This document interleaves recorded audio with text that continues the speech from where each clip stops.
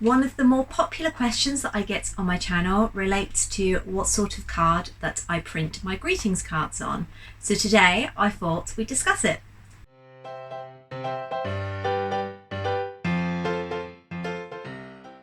When you're printing anything at home, there are two main media outputs, that is paper and card. There are a range of different finishes for each, so I thought it might be interesting for you to see firsthand the sort of finishes that each one produces and also the sort of thickness for each. If we start with paper, these two might look exactly the same, but just like most things in printing, quality really does matter. This one on my left is actually a 120 GSM HP colour choice, and this one is just a bog standard 90 GSM copy paper. Let's have a look at how both of these perform. To make for a fair comparison, I'm going to be using my Canon IP8750 printer, and I'm going to use the same settings for each as they are both basically plain paper. I'm going to be printing my brand new profile photo that I illustrated last year, so I think that it would be able to give you a good chance to see the differences between both. So I'm using Affinity as the software that I'm printing from, as always, and I'm also using my Canon printer. We're going to start with the 120 GSM HP colour choice, and I'm going to move on to the copy paper.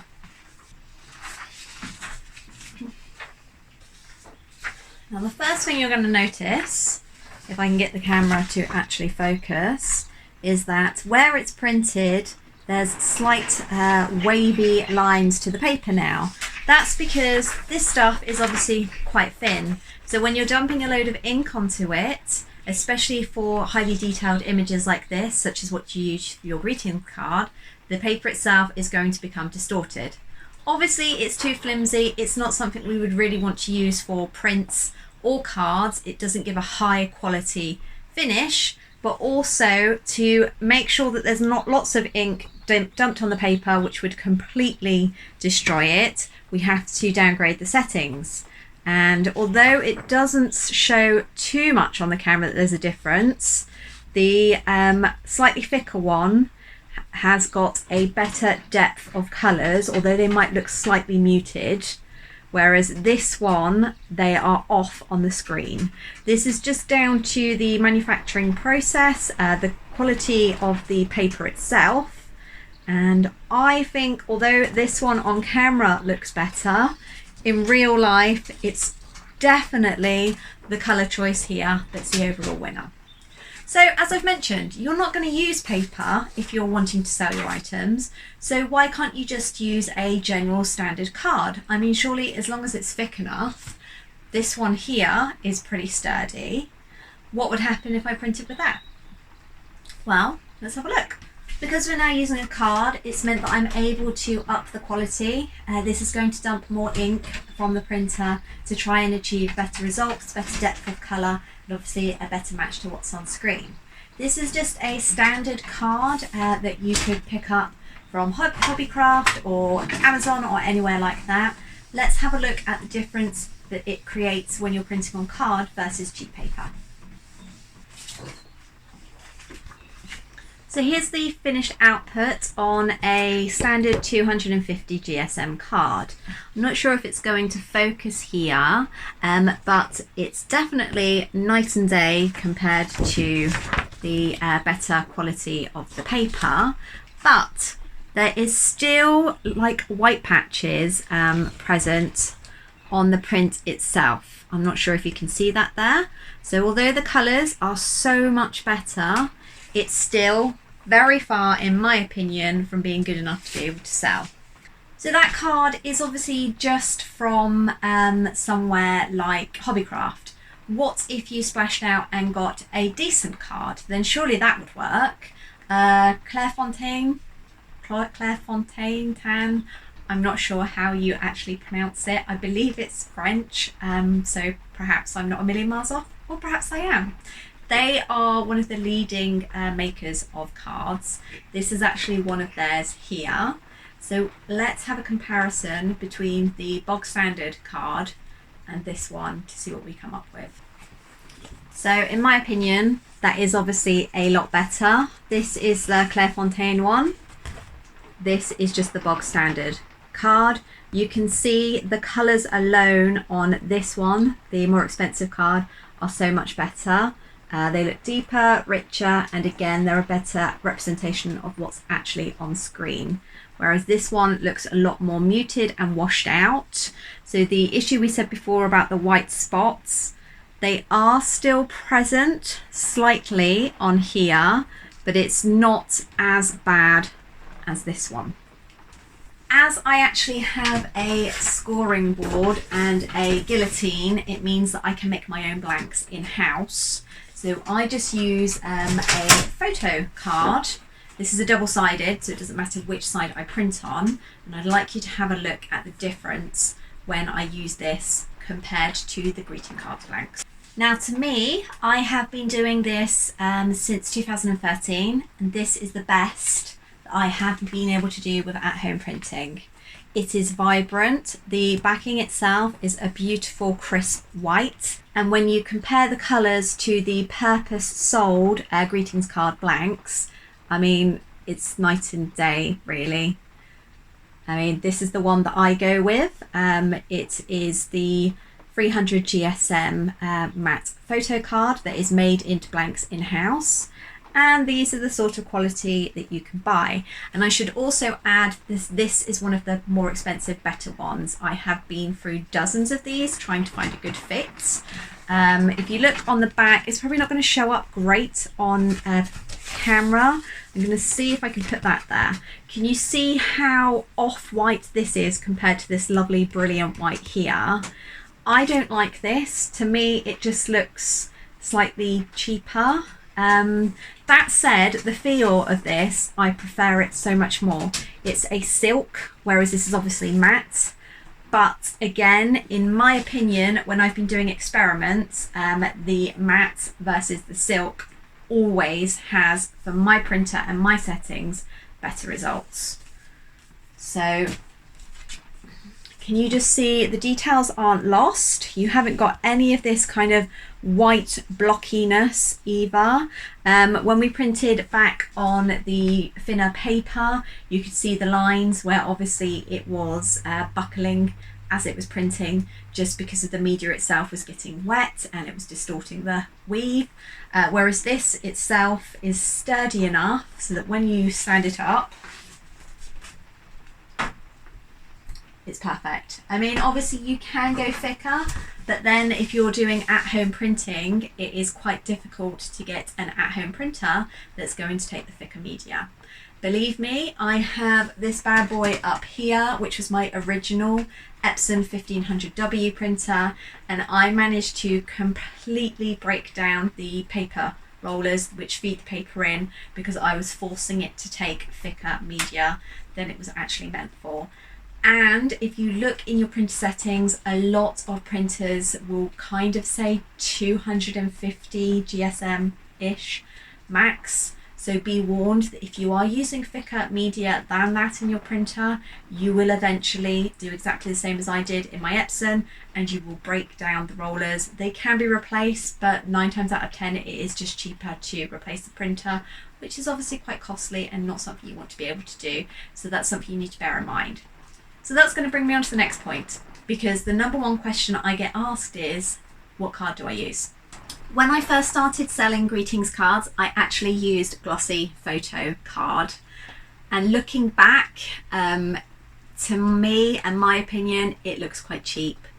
When you buy high-end greetings cards from shops, they are very seldom on a high gloss. You might get a satin, but the majority of them are usually printed on a silk. Yes, I like to buck the trend by going for matte for the reasons I discussed earlier, just because I haven't found a silk or a satin that works well enough for me with my printer.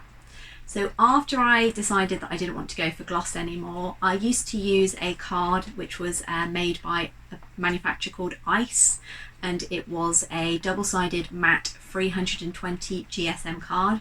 And I used that for a good few years, and it was great. I used to actually buy them in bulk from eBay, but then unfortunately the manufacturers decided that they weren't going to offer a 320 GSM.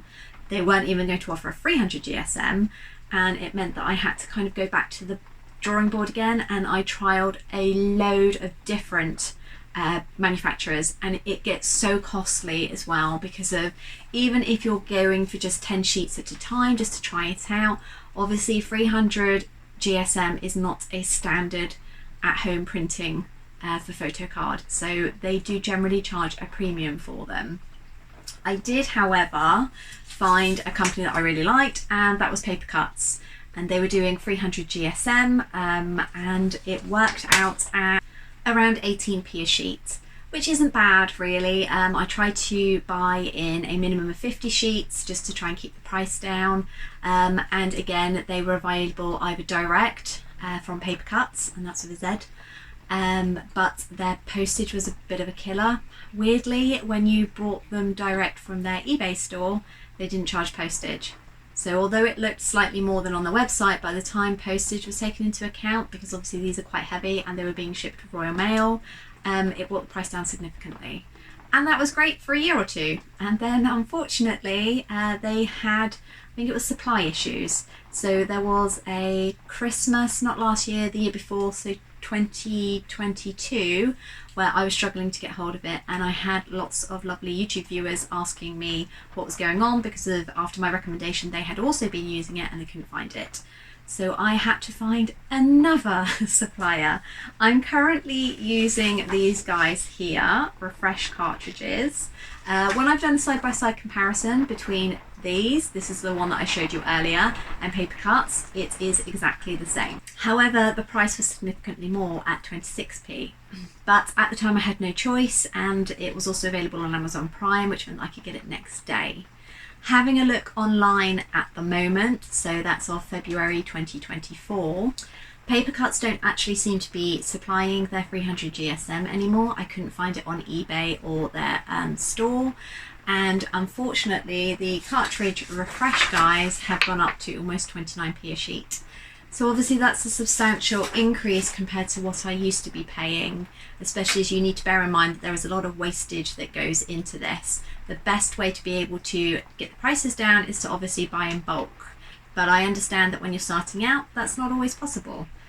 So I'm hoping that I'm going to be able to find either a better cost solution, or that Paper Cutz are going to bring their 300 GSM back. I'm quite tempted to actually email the company. I know in the past when I have ordered from them with coloured card that I use for my cutters, they've always been really helpful when I've had to reach out to customer services. Well, hello there, it's Future Danielle here. The original video for this was actually shot and published in February 2024, and it's now April 2024 when I'm adding this little section in here, and that's because I have got some very exciting news. The amazing Paper Cutz have reached out to let me know that their 300 GSM double-sided matte photo card is now back in stock. Yay! This is perfect timing for me because I am just about to run out of the other stuff that I was using, and I cannot wait to be able to start printing on their card again. As you all know, it prints beautifully and it really is the best that I have found. Not only that, I have been informed that they have got a special offer on, which means that both you and I can save some money when we're purchasing. I have dropped all of the links down below, so head on over to Paper Cutz, let me know what you think, and happy printing. Now, back to the original video. But at the moment, I am stuck using the Refresh cartridges, almost 29p a sheet, guys.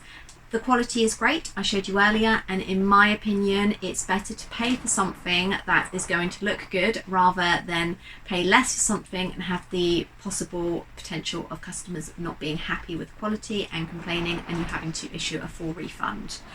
I'm hoping that the audio on this isn't too bad. You may have been able to hear the rain on the south coast has been torrential. We are at the end of February and it feels like we are going into the middle of winter again. So I'm hoping that I'm going to be able to publish this. I also hope that you found it helpful. If you have any questions specifically around card and printing, then just definitely comment them down below. I always read all of the comments, so I will get back to you. If you would like to know anything about printing or selling cards on Etsy, hit the subscribe button. This is a topic that I have covered in depth. It's videos that I like to add to the playlist. Have a look in my YouTube channel and you should see plenty of videos that will help to get you started. As I've said, 2024, I am going to be uploading around about once a fortnight. We're a little bit late at the moment. It's been a manic couple of weeks, but I'm actually not too bad. I'm on track. So, thank you so much for joining me this evening. I've had a blast explaining all of my different printing cards to you. My workroom now definitely needs tidying up because behind the scenes you can't see, but it's a huge mess. And I am going to ask you if you've got any suggestions for videos you'd like to see. Pop a comment down below and I will get ready to film them in the future. Thank you so much and I will see you next time. Bye!